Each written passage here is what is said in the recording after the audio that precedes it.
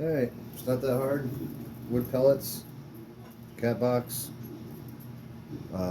special little scooper so the pellets can go through. Just pick up the pellets,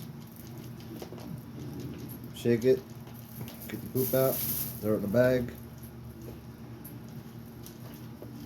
shake it. Yeah, there'll be some pellets, like some wood pellets behind, but just get most of the poop. Okay. Look around for anything else. Nothing else. This is a 3-layer cat box. So the sawdust goes through the holes here, right? And then you have an extra tray underneath. So you just take this,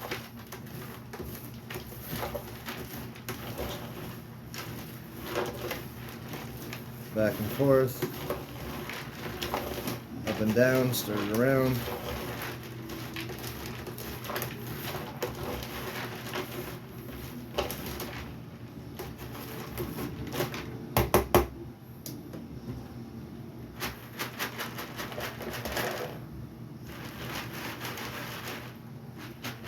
There.